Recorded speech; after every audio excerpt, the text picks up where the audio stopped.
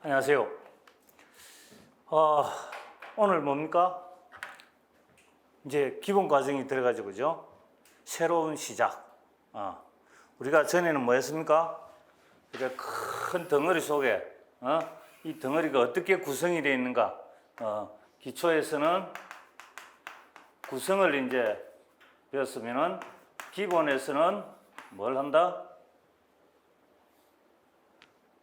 이제 이 구성을 어떻게 구성되어 있는가? 그리고 구성 요소가 뭐냐? 요소를 하나씩 이제 파고 들어가는 그런 단계다. 이거죠. 가기 전에 오늘은 무슨 날입니까? 뭐 별로 우리가 일반적으로 생각 잘 안 하는 날이에요, 오늘이. 근데 우리가 이제 사계절을 보면 뜻깊은 날이지. 추분. 추분 몰라요? 추분 안 들어봤나? 그건 너무 무시하는 거고. 오늘은 가을에서 이제 가을의 정점이죠. 즉 뭐랄까 겨울과 가을에서 뭐야 밤낮의 길이가 똑같아. 12시간씩 딱 나눠졌죠, 그죠? 이제 찬바람도 불기 시작하고 이제 겨울로 출발합니다. 그러니까 공부도 지금 이때 이제 가장 중요한 시기라. 지금 겨울 한겨울까지 많이 해놔야 겨울을 따뜻하게 보낼 수가 있어. 근데 지금부터 그때까지 안 해놓으면은 이제 막 허둥대기 시작해. 내가 앞에서 뭐 배웠지 막 찾아다니는 거야. 이거 언제 배웠지 이렇게 해요. 근데 지금부터 그때까지 딱 길을 잘 닦고 놓으면 된다. 왜 내가 지금 이제 이 기본 과정을 하느냐? 바로 그거예요. 가장 중요한 시기이기 때문에 가장 중요하게 기본 과정을 하는 거예요. 그 여름에는 더우니까 우선 전반적인 숲이나 한번 쳐다보고, 그 다음에 이제 가을이 오니까 본격적으로 기본 과정을 하면서 교재 모든 걸 구석구석 이 잡듯이 잡아보고, 이 잡듯이 하면은 여러분들 잘 못 알아듣죠? 여러분들의 세대는 이가 없잖아. 이가 없으니까 구석구석 찾아본다 이 말이에요. 자, 기본 과정을 하면서도 여러분들은 뭘 해야 됩니까? 끊임없이 해야 되는 게 하나 있어. 뭐지? 해독. 해독을 끊임없이 해야 돼. 해독을 끊임없이 하고, 해독하다 보면은 물음표가 나오죠. 해독하다 보면 물음표 나오는 거를 어떻게 한다? 기본 강의에서 회수를 하고, 물음표는 또 그 다음에 Q&A를 통해서 확인하고, 그 다음에 톡을 통해서 또 확인하시면 됩니다. 이게 다 항상 열려 있다, 이게. 열려 있으니까, 이렇게 하게 되면은 개념이 확실히 잡힌다. 개념 잡기. 개념 잡기가 딱 완성이 되는 거예요. 자, 근데 요즘 이렇게 보면은 뭐 애로사항들이 많이 있는 사람들이 있더라고. 보니까 뭐냐? 어느 책에서 시험 치고 나면 항상 하는 말이 어느 책에서 나왔더라, 다 나왔더라 이러는 이야기를 하는 사람들이 많이 있어요. 그러면 여러분들이 만약에 이 책에서 다 나왔는데 만약에 이 책을 봤으면 다 맞췄을까? 생각해 보세요. 내가 어떤 교재를 가지고 공부를 하더라도 그 구석구석에 있는 것을 다 공부를 해서 완전히 내 머릿속에 넣었을 때는 가능하다, 이거. 다 맞출 수가 있다. 그러나 한 두세 번 읽었다. 기억납니까? 안 난다고, 이게. 그래서 문제야. 책에서 나왔다는 거 문제가 아니고, 이게 더 중요해. 개념이 더 중요해, 개념이. 개념을 잡고 있으면, 여기 나온 거, 다 나오더라도 거의 맞출 수가 있고, 그 다음에 뭐 한두 개 틀릴 수도 있어. 없애버리면 돼. 틀리면 돼, 그냥. 틀리는 거 겁내지 말아요.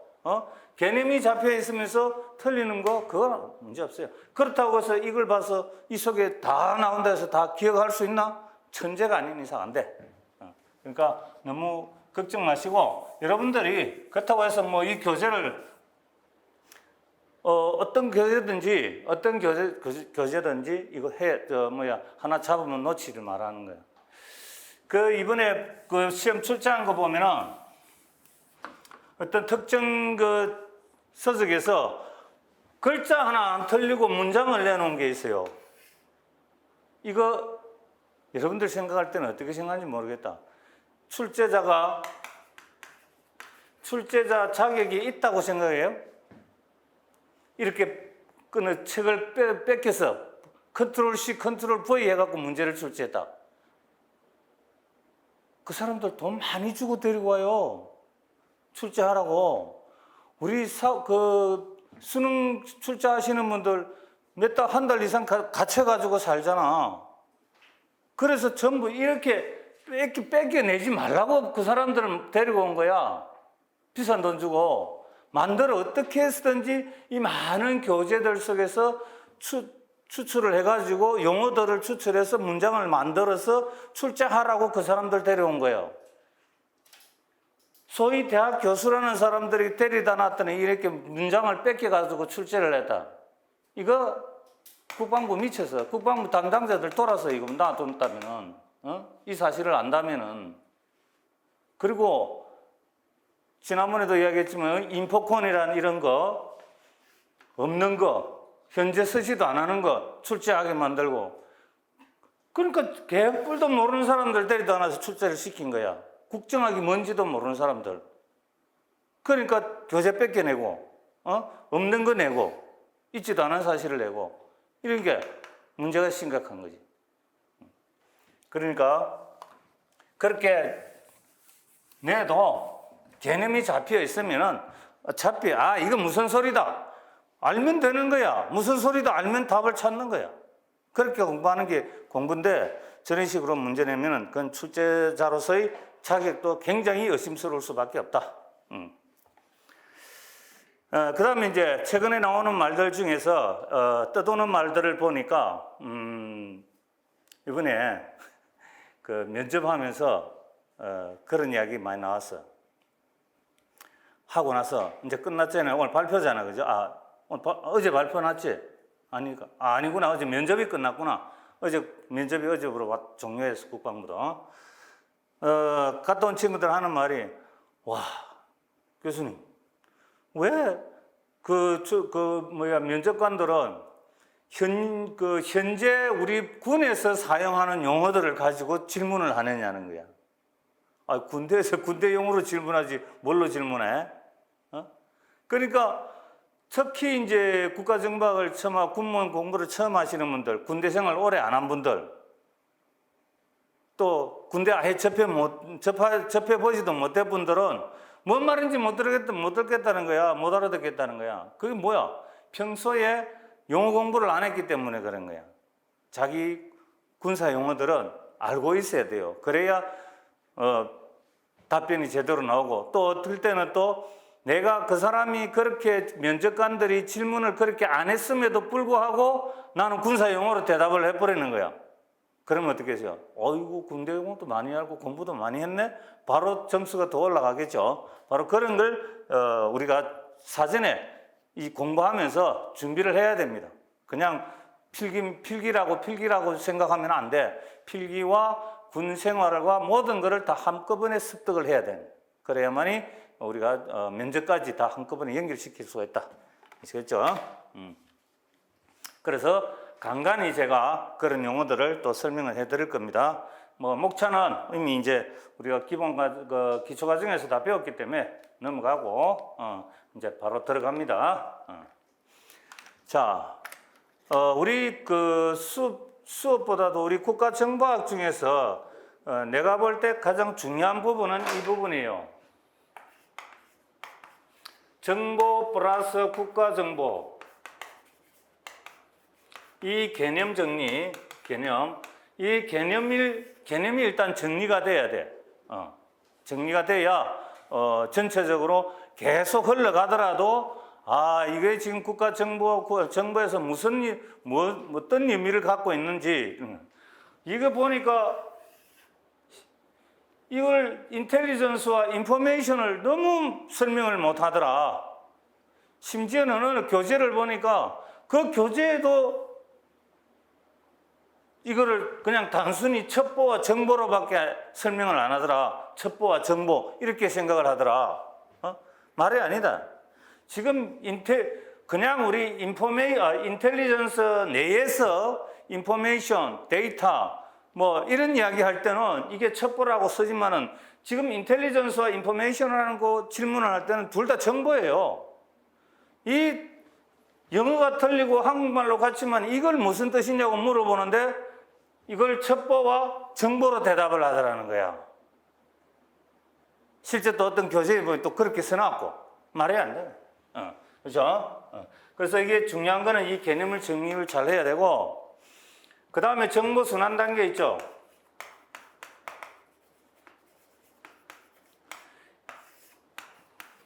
어, 1번부터 5번 내지는 또는 6번 이렇게 되어 있는데 이거 야 물어보면 몰라. 이거는 사실은 우리가 일반적인 정보를 할 때 여러분들은 우리가 군사 정보 분야 가시는 분 있고 그 다음에 첩보 분야 가시는 분 있잖아요. 그죠? 군사 정보 그 다음에 수집 분야 가시는 분 있는데 다 이 속에서 일합니다. 첩보라고 이걸 안 하는 게 아니에요. 방첩이라고. 방첩도 다 정보 순환 단계에 의해서 이루어집니다, 이게. 그런데 이걸 완전히 무시하더라는 거야. 이거 안 돼. 그래서 기본적으로 이 개념 정리가 여기에 대한 개념 정리, 그 다음에는 정보 순환 단계를 완전히 숙지하고, 그 다음에 추가적으로 나오는 문제들. 비밀 공작. 비밀 공작은 굉장히 특별한 업무입니다, 이건. 우리 일반적인, 우리 군에서는 사용하지도 않는 용어들이에요. 그죠? 그러니까 여기서 정보 순환 단계, 그 다음에 이 방첩, 우리 군에서는 여기 제일 중요해요. 여기 여러분들이 군무원 생활을 하면서 꼭 필기 시험 준비하면서 알고 가야 될 부분들이 바로 이 세 가지야. 실제로 또 군무원 생활을 하면서 적용하고 사용하는 것도 마찬가지입니다. 방첩이라는 것은 방첩 부대에 간다고 필요한 거 아니에요. 방첩 부대는 당연한 거고 일반 부대에 가도 방첩은 굉장히 중요하다. 방첩을 알아야 나한테 방첩을 공격하는 사람이 있으면 막을 수가 있어요. 방첩을 모르면 안 된다. 그래서 우리 군무원들한테 이게 중요한데 이거 위주로 사실은 시험을 출제해줘야 돼. 이 위주로. 근데 이상한 거 출제하고 막 그러죠. 그러니까 실제로 제일 중요한 거 이거다.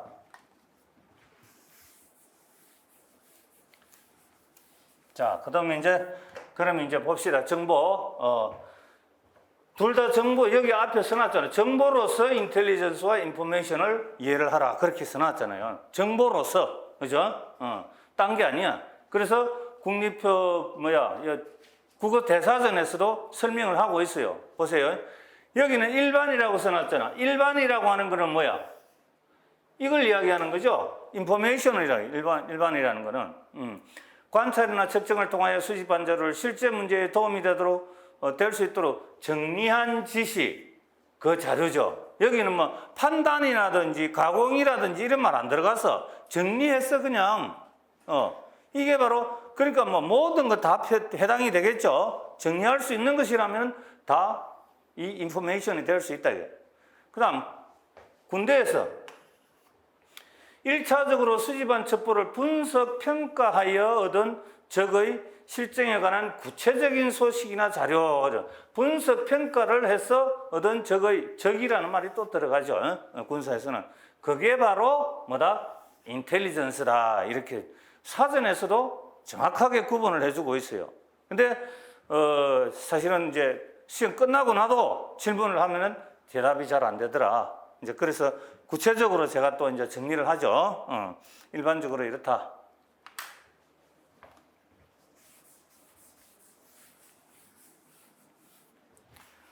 자, 정보통신에서 보면은, 어떤 자료나 소식을 통하여 얻은 지식이나 상태의 총량, 정보 차원의, 정보 원천에서 발생하며 구체적 양, 즉 정보량으로 측정할 수 있다. 자동화 부분이나 응용 은학 분야에서도 쓰인다. 그래서 이때 쓰는 말은 인포메이션하고 커뮤니케이션이라는 말이 딱 들어가죠.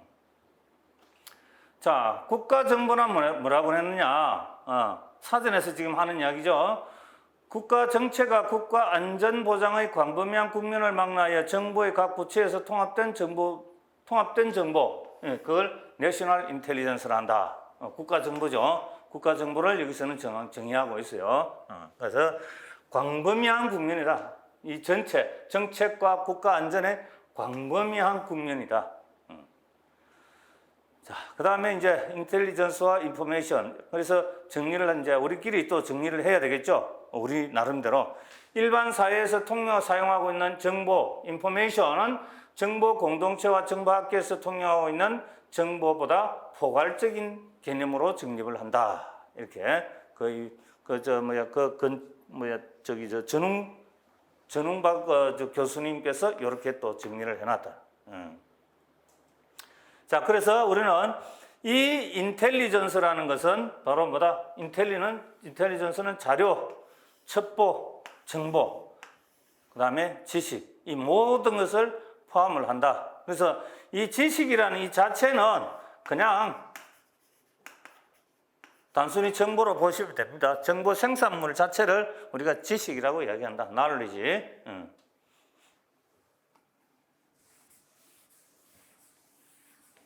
이런 식으로 정리를 하고 봅시다. 어디 갔나?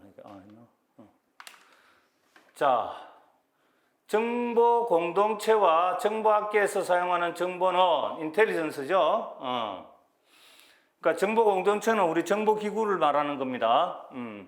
어떤 현상의 의미에 대해 분석 및 평가 과정을 거쳐 타당성을 검증. 또 용어가 하나 더 나온다.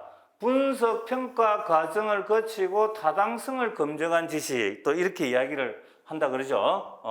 그러니까 이런 것들도 다 인텔리전스에 포함이 된다 이 말이에요. 인텔리전스는 이렇다 이 말이죠. 모든 인텔리전스는 인포메이션에 포함될 수 있으나, 그러니까 뭐야? 인텔리전스와 인포메이션 할 때 범위가 인포메이션이 크다는 뜻이죠. 그래서 모든 인텔리전스는 인포메이션에 포함될 수 있으나 그 반대는 될 수가 없고 두 가지를 혼용해서 사용할 수도 있다. 그죠? 인포메이션하고 그래서 우리가 정보성 첩보라는 게 바로 그런 거죠. 두 가지를 사용할 수 있다. 그런데 모든 인포메이션, 즉 첩보는 정보를 정보로 다 이야기할 수는 없다. 그죠? 범위가 좁다. 인텔리전스가. 그래서 인텔리전스는 주로 국가정책이나 국가안전보장, 그러니까 국가라는 말이 들어가죠, 전부 다. 국가라는 학계가 아니라는 거야, 이게. 일반 학계가 아니고 국가에서 국가정책이나 국가안전보장에 관련된 정보기관이나 정보기관, 그렇죠? 정보기관, 이게 뭐야? 국가정보기관이죠. 그 다음에 국가정보기구, 이렇게 군, 한정적으로 사용한다. 이 말이다. 한정적으로 사용하는 특수용어다. 심지어는 이런 이야기까지야.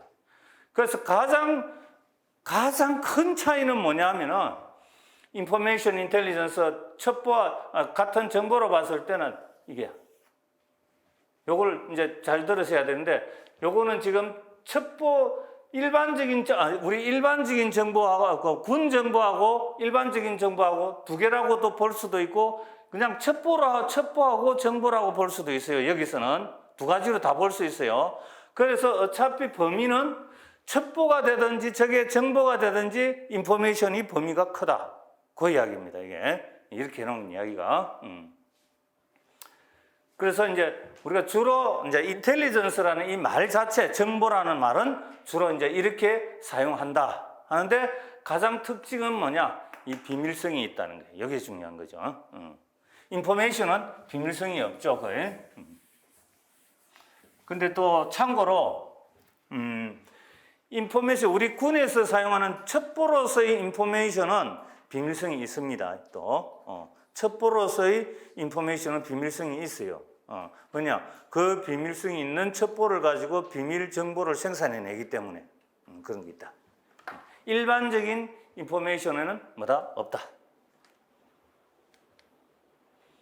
자, 그래서 요 우리 13쪽에 나와 있는 도표를 가지고 여러분들이 구분을 하시면 좋겠어요. 같은 정보인데 요거는 일반적으로 포괄적인 개념이고 이거는 이 정보 인텔리전스는 국가정책, 안전보장, 군사분야 한정이 되어 있다. 그 다음에 일반 정보, 인포메이션은 분석 및 평가 과정을 거친 일반적으로 인정된 내용. 자, 여기서도 이것을 쓰는 학자들이 있고 안 쓰는 학자 있기 때문에 일부러 내가 넣어놨어요. 이 말을.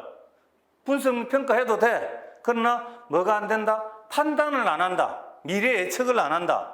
이게 중요하거든. 그냥 그렇게 이렇게 요거 말을 정리 과정이라고 내가 그래서 써놓은 거예요. 그 친구고, 우리는 이 분석 평가 과정을 거쳐서 인텔리전스는 타당성이 검증돼야 된단 말이야. 지자가 어디 집 나갔네, 지자가. 그런 걸 이해하시고, 그 다음에 일반적인 지식 또는 학문적인 정보나 지식이다. 그 다음에 비밀성을 포함하고 있는 지식이다. 이렇게 구분이 되죠. 일반 사회나 학문적인 분야의 정보는 국가 정보나 군사 정보에서는 첩보로 통용하고 있다. 자, 이제 정리 끝났다. 이렇게 해서 일반적인 인포메이션과 정보로서의 인포메이션과 정보로서의 인텔리전스 두 가지는 이렇게 간단하게 구분을 하고, 자, 그 다음에 이제 우리는 진짜 인텔리전스가 어떻게 해서 만들어지는가, 군사정보, 국가정보 인텔리전스로서 이 인텔리전스는 어떤 식으로 만들어서 하나의 지식이 되는가. 제일 먼저 나오는 게 자료죠. 사실은 앞에 이 로 데이터라는 말이 들어가야 돼. 로 데이터, 자료, 생자, 생, 아무것도 손 안 댄 거, 있는 그대로 말하는 거, 있는 그대로. 어떤 목적을 위해 가공처리나 평가되지 않은, 가공이나 평가되지 않은 생자료를 이야기한다. 그죠? 분석되지 않은 영상, 사진. 요 말을 잘 알아야 돼. 영상이라고 해서 그냥 다가 아니고 분석되지 않은 거죠. 근데 아는 것지만은 나중에는 이게 바로 정보로 가는 것도 있습니다. 이 로 데이터가 바로 첩보를 거쳐서 첩보 단계 없이 그냥 이걸 단순히 첩보로 보고 정보로 가는 경우도 있다는 거야. 혹시죠? 그 다음에 역사적 사실, 녹음이 수록된 기기, 대화 기록, 통신 신호, 각종 자료. 자, 이걸 보면은, 자, 사진은, 영상 같은 경우는 첫 번째는 바로 정보로 사용하는 경우가 있어요. 정보. 그 다음 두 번째는 그냥 생자료야. 그 다음에 세 번째는 첩보가 돼. 이 과정을 거쳐서 네 번째 정보로 가는 경우가 있어. 정보로 가는 경우가 있어. 이거는 우리가 뭐라 하냐면 그냥 바로 정보성 첩보라고 불러버려. 그냥. 이건 생자료지만은, 이거는 뭐야? 이렇게 넘어가려면은 판독이나 분석을 해야 된다. 이쪽으로는 생자료에서 이 사진이 생자료로서 수집됐다면은 판독이나 분석을 통해서 첩보가 된다. 이거지. 그 다음에 정보로 넘어간다. 이렇게요. 자, 여기 나오는 역사적 사실 같은 것들도 역사적 이 사실은 그냥 책 한 권이야. 책 한 권을 두면은 생자료가 되고 거기서 분석에 관련된 분야를 뽑아내면은 추출해내면은 첩보가 되고 그걸 다른 자료와 같이 묶어서 하나의 문장을 만들어내면은 정보가 되는 겁니다. 이게. 그래서 단계가 있다는 거죠. 녹음도 마찬가지. 기계에 들어가 있다. 소리로 들어가 있다. 소리가 들어가 있어가지고 그걸 다시 또 뭡니까? 녹취하죠? 녹취했으니까 기록하잖아, 기록. 이걸 다시 기록하잖아. 이 기기 속에 들어있는 거, 녹음되어 있는 게 자체가 생자료고, 그 다음에 이걸 다시 대화한 사람들 대화한 걸 적을 수도 있잖아요. 그죠? 다 적어 놓은 거예요. 그것도 다 마찬가지라 기록이야. 그런, 조사, 미사 여부 다 들어있기 때문에 그걸 첩보로서 사용은 못 한단 말이야. 그래서 내가 필요한 부분만을 발췌해낼 때 이 대화 기록도 첩보로 넘어갈 수가 있어요. 그러니까 많은 질문이 오는 게 뭐냐면은, 아니 여기 다 녹취록 다 기록해놨는데 기기에서 뽑은 거는 녹취까지 해가지고 가지고 있는데 이게 왜 첩보가 아닙니까? 그런데 첩보라고 그거 다 쓸 수는 없잖아요. 그러니까 분석하는 사람들이 주면은 머리 열나죠. 그러니까 다 정리해가지고 해야 되는데 그게 첩보가 된다. 그래서 이런 통신 신호를 이렇게 주파수가 뭐 어떻고 이렇게 줘봐. 그냥 뭐라 그러는지 제정신이냐 그러는. 왜? 수치화 시켜줘야 되는 거야.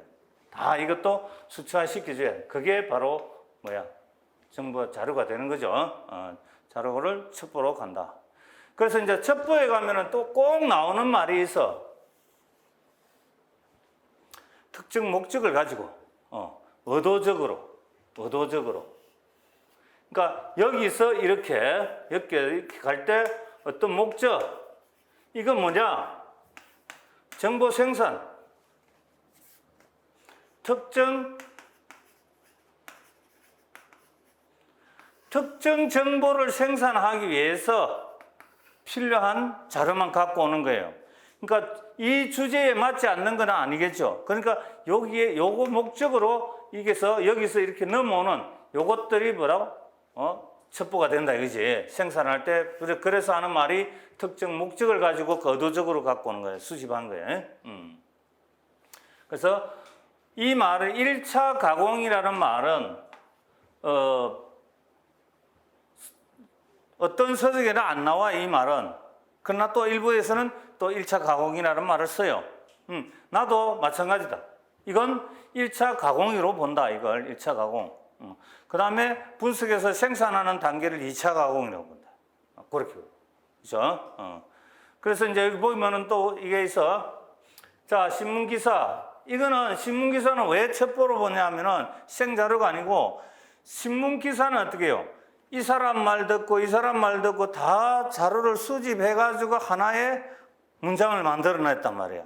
그러니까 이걸 더 이상 어떻게 만들어?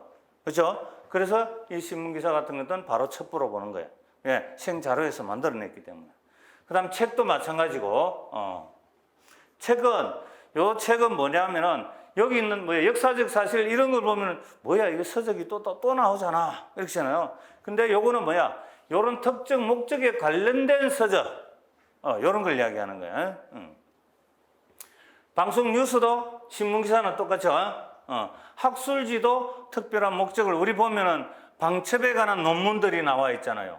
또 이런 것들 바로 첩보가 되죠.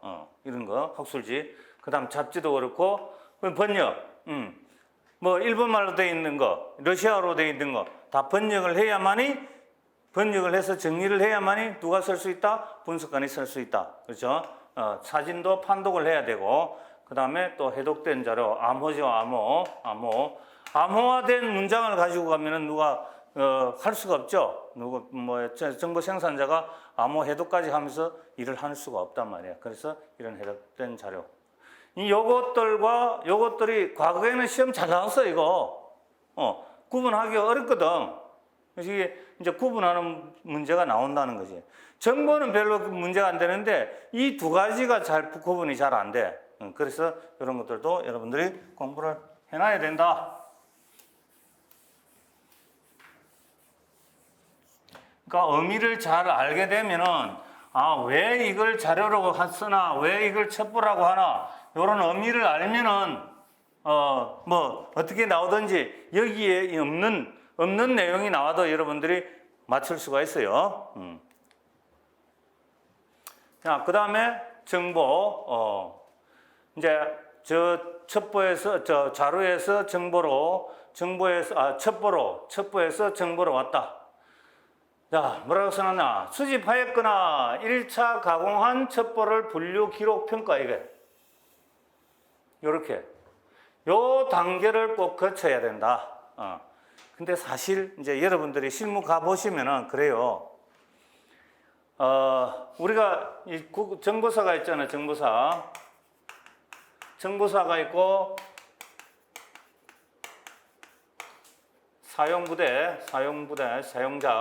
사용자로서의 실무 부대가 있는데 여기서는 뭡니까? 주로 수집이죠, 수집. 수집하고 그 다음에 1차 가공, 1차 가공을 해서 첩보를 만들어. 첩보를 만드는데 여기서 직접 직접 생산을 할 수도 있고 그 다음 첩보를 바로 배포를 할 수도 있어요. 배포. 왜냐하면 이 실무 부대에서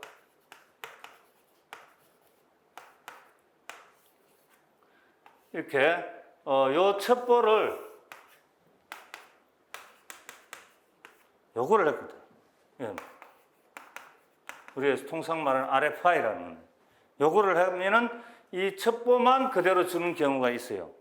아니면은 이 첩보를 다시 생산할 수도 있고. 근데 여기는 이제 국방정보본부 있죠. 여기도 바로 첩보를 주로 준다. 여기서 그러니까 세 가지가 나오죠. 정보본부로 보내는 거 있고, 그 다음에 직접 생산하는 것도 있고, 그 다음에 실무 부대로 보내는 것도 있고, 이런 식으로 단계를 거쳐서 이 정보사령부는 업무를 한다 이 말이죠. 그러니까 777도 마찬가지. 777 그렇죠? 같이 보시면 된다.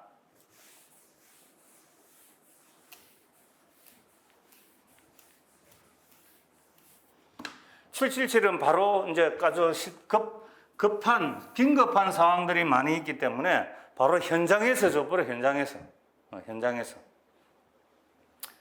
자, 봅시다.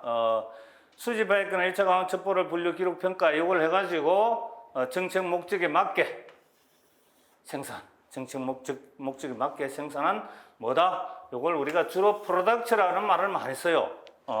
실제로 산물, 생산물이 정보 부서에서 근무를 하게 되면 저 프로덕트, 산물, 생산물 이런 말을 많이 써요. 그걸 우리가 소위 말해서 정보라고 이야기한다. 또는 지식이라고 하고. 그래서 정책 결정자 또는 정책 위반자의 명시적 요구를 충족시킨다. 명시적 요구를 충족시키는, 근데 또 뭐가 비밀성이 있다. 이렇게 하죠. 주로 많이 나오는 게 이제 정보 보고서죠. 정보 보고서, 판단서, 연구 보고서 뭐 이런 것들이 나온다. 우리 군에서 정보기관에서 만들어 놓은 연구 보고서는 대부분이 비밀로 생산돼서 나옵니다. 그냥 일반적인 것은 잘 안 나오고 일반적인 내용이 나오는 데는 국방백서밖에 없어. 나머지는 거의 비밀 연구소로 다 나옵니다. 이게. 자, 그래서 이제 이렇게 보시면은 이 그림을 보시면은 크죠. 이게 자료가 자료가 들어오는 이 입구가 큽니다. 국내외니까 국내외. 예? 그런 것들이 이렇게 거쳐서 나중에 정보로 분석 및 생산된다. 이런 단계를 머릿속에 넣으시면 좋습니다.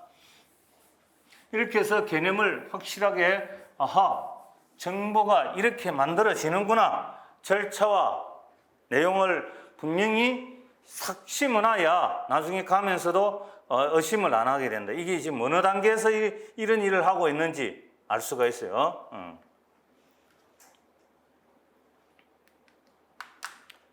자, 그러면 이제 우리가 정보까지 나왔어. 그럼 마지막에 이제 정보가 생산됐다는 걸 우리가 봤죠, 그죠? 그러면은 이렇게 생산된 정보는 어떤 모습으로 나와야 되는 거야, 이게.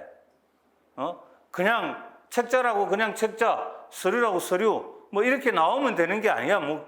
그냥 나오면 되는 게 아니고 이런 요건을 갖추고 나와야 된다. 요건을. 그러니까 생산하는 사람들이 저런 요건을 갖추지 못하고 생산해내면은 정보적인 질적인 가치가 뚝 떨어져 버린다 이 말이야. 의미가 없다는 거야.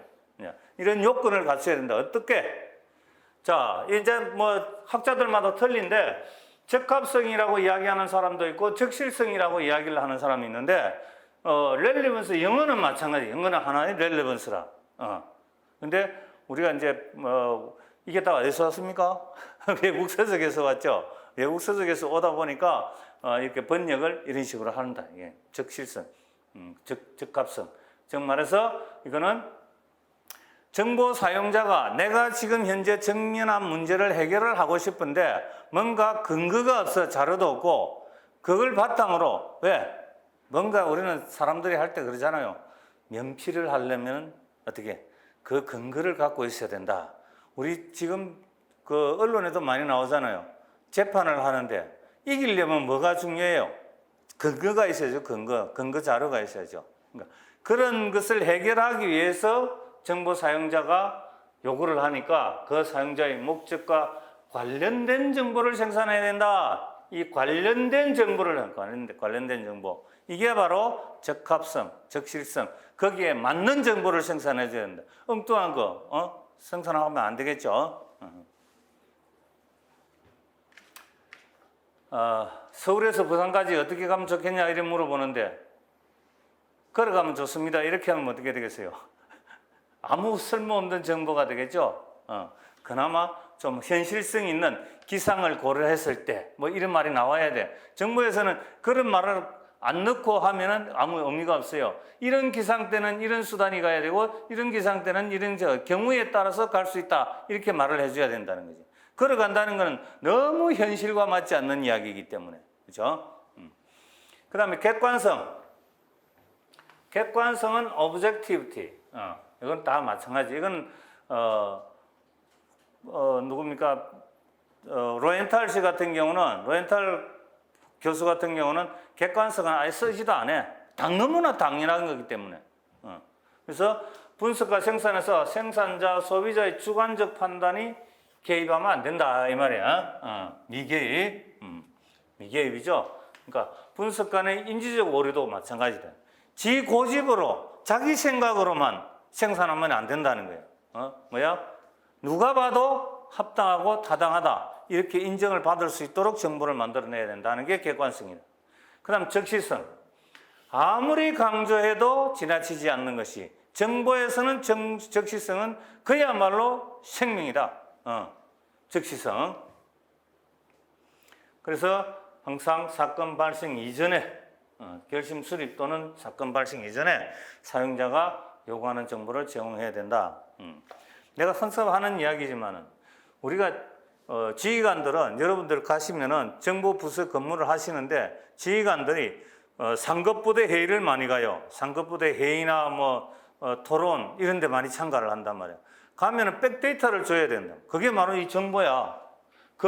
오늘 가서 회의를 하는 데 가서 주제와 맞는 백데이터, 우리 부대와 우리 군과 관련된 자료를 가서 발표를 하고 어떻게 앞으로 조치하겠다고 이걸 이야기를 해야 돼요. 지휘관들이 가면은.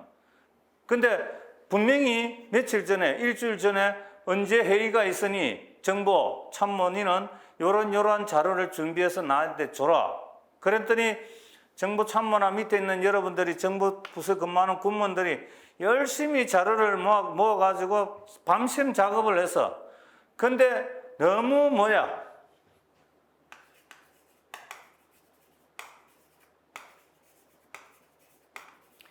여기에 빠져가지고 정확성과 완전성에 빠져가지고 아침에도 제대로 타이핑을 다 못한 거야. 그래 지휘관이 차에 탔어. 사실은 그 전날 그런 일이 있으면 그 전날 오후에 내일 회의를 가시는 지휘관을 모셔다 놓고 브리핑을 해야 돼요. 사실은 그 정보에 대해서 브리핑을 해서 사태는 이렇게 흘러왔는데 앞으로 이렇게 될 전망입니다. 그래서 우리는 이러이러한 조치가 필요합니다 하면은 거기 같이 이제 작전 참모가 거기 또 같이 앉아 있단 말이야. 그럼 작전 참모 어떻게 했으면 좋겠어? 이래 했으면 좋겠습니다. 이렇게 대책을 논의할 수가 있는데 이것 때문에 심지어는 아침에 출발하는데도 제대로 정보를 제공 못하는 그런 경우가 있다고. 그건 완전히 정보는 가는 거죠. 그래서 불필요한 정보가 되어버리는 거야. 그래서 이 적시성이 그만큼 중요하다. 그래서 사후 약방문이라는 저런 말이 나온다는 거지. 죽고 나서 약 처방하면 뭐하냐, 그죠?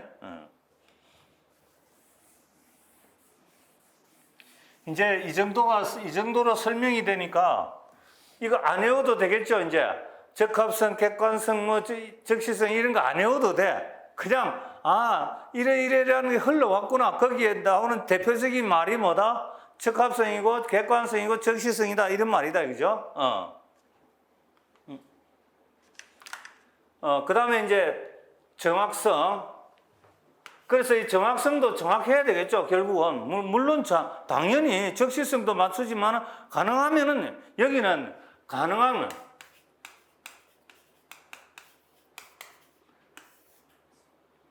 이런 말이 들어가는 as possible. 가능하다면은 정확하게 아니면은 완전하게. 미국 저 학자들은 이 말 안 씁니다. 이 정도 뭐 한 몇 퍼센트 뭐 이 숫자도 안 써. 뭐 이 정도 믿을만하다, 안 믿을만하다, 뭐 이래 애매한 말로 다 표현을 해요. 근데 여기서는 우리는 뭐야? 정확하다는 것은 꼭 사실과 일치.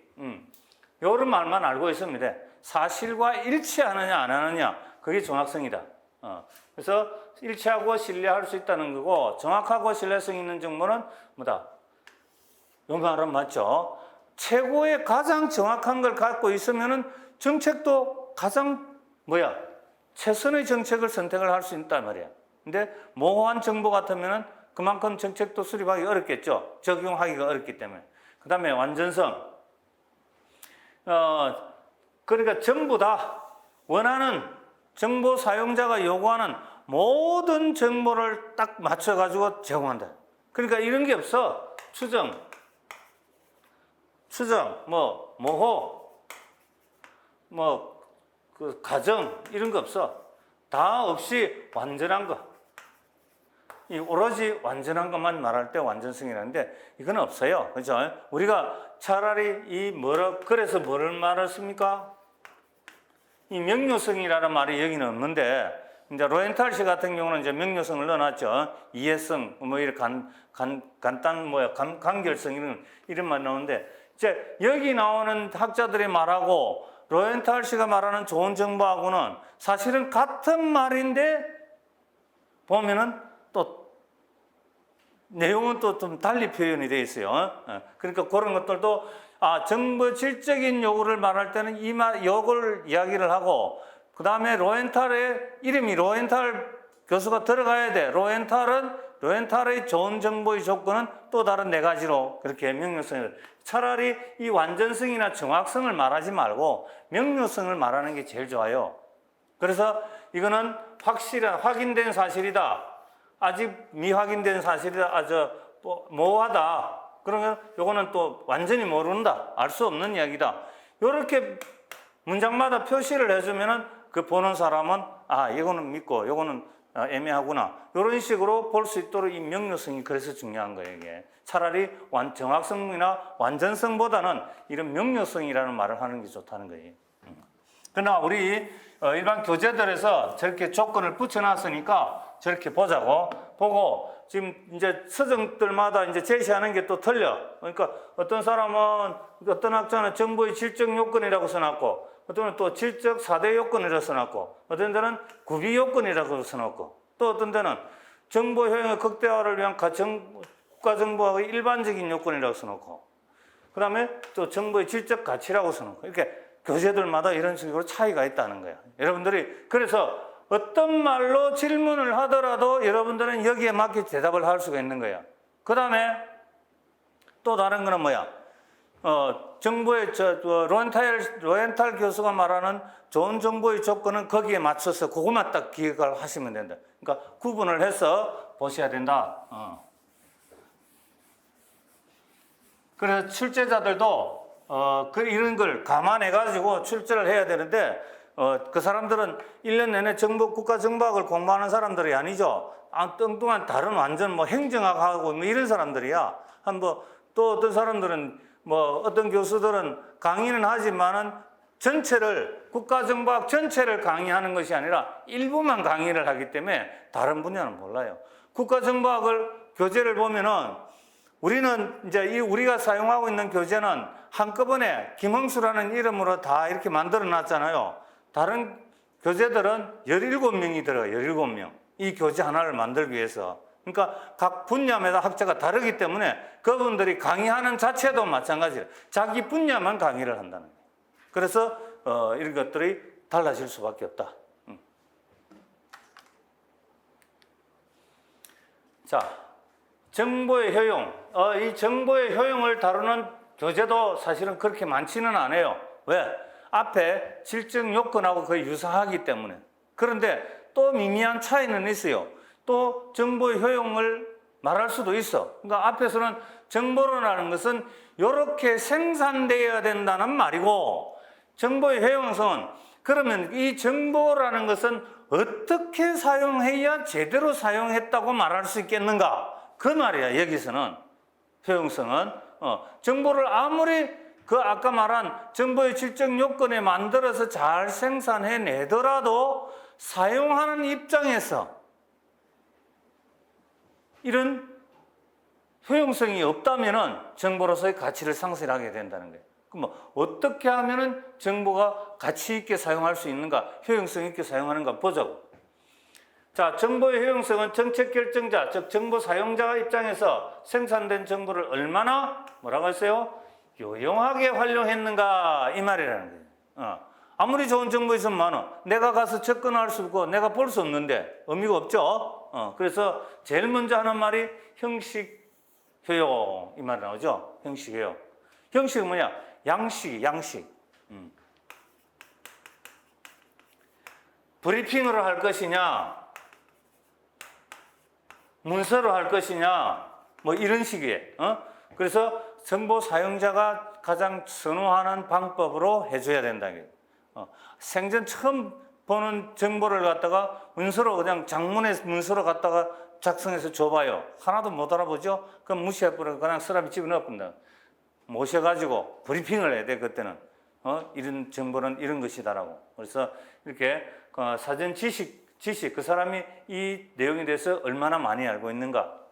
그리고 직위 같은 거, 이런 분야를 다 고려해가지고, 메모, 요약, 상세 브리핑, 영상, 사진, 논문, 이런 식으로 그 사람이 처해 있는 사정을 보고 양식을 정해야 된다.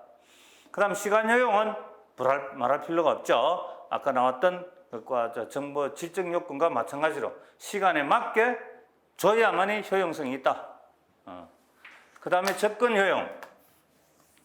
접근은 뭡니까? 말 그대로 다가갈 수 있느냐 없느냐죠. 통제 효용을 정의하지 않는 범위 내에서 정보 사용자 절차의 간소화, 접근 효용성 정지한다 이 말이죠. 그게 뭐야? 정보 자료를 어떻게 관리하느냐에 다른 거야. 대형 캐비넷에 금고에다 딱 넣어놓고 다른 사람들 보지 못하게 철저하게 막아버렸다. 그럼 뭐야? 그 안에 죽어있죠, 그 정보는. 그 사람들이 사용자가 실제 볼 수 있도록 오픈을 시켜줘야 된단 말이에요. 그런 게 바로 접근 효용이죠. 그리고 이 접근 효용을 해주려면은 또 이제 등급도 합리적으로 해야 된다. 합리적으로. 또 높은 부서에 가면은 특히 높은 제대에 가서 제대에 있는 공무원들이 하는 짓이 등급을 주로 많이 높여요. 상급으로 해야 될 걸 2급으로 해가 내려줘. 그럼 뭐야? 상급 자격증, 비밀 상급 인가증을 가진 사람들 볼 수가 없잖아. 그렇죠? 그런 식으로 접근을 못하게 한다. 그거는 이제 본래 여기서부터 해당이 돼야 돼. 정보 생산 시 소요, 사용자의 판단, 정보와 관련된 기관, 부서, 담당자에게만 이거는 배포를 한다. 이때 배포를 잘 해줘야 됩니다. 이것도 통제를 제대로 못 해가지고 그 일반 사단에만 필요한 사단급 정보인데 이걸 중대급까지 내려줘 버린다. 배포를 잘못한다. 그럼 통제를 잘못한 거죠. 적절하게 통제를 해줘야 된다. 소유 효용은 요 한마디로 끝난다. 다다 익사. 많으면 많을수록 좋다. 정보는 당연한 거죠. 그래서 이런 의미들을 생각해 보면은 우리가 정보의 가치라, 정보의 효용성, 유용성이라는 건 뭐냐? 내가 쉽게 다가갈 수 있고 내가 쉽게 알아볼 수 있도록 양식을 갖춰줘야 되고 또 통제도 등급도 잘 조정해 줘야 되고 배포도 잘 해줘야 되고 이런 내용들만 기억을 하게 되면 이런 저 앞에 접근 효용, 통제 효용, 소유 효용 이런 거 다 이해할 수 있다는 거예요. 한 방에 다 알아보는 거예요. 그죠? 그러니까 골치 아프게 이 내용들을 달달달달 외우려고 하지 말라는 거예요. 달달달 외우면은 하나도 기억 안 난다 이 말이에요. 이 과정을 처음부터 쭉 생각을 해보면은 다 나와요. 그러니까 이 순서를 알아야 돼. 순서만 알면 돼. 첫 번째 뭐 있었고, 두 번째 뭐 있었고, 세 번째 뭐, 그러면은 기억 안 해. 따로 기억할 필요 없다. 이렇게. 자, 쉬었다 가겠습니다.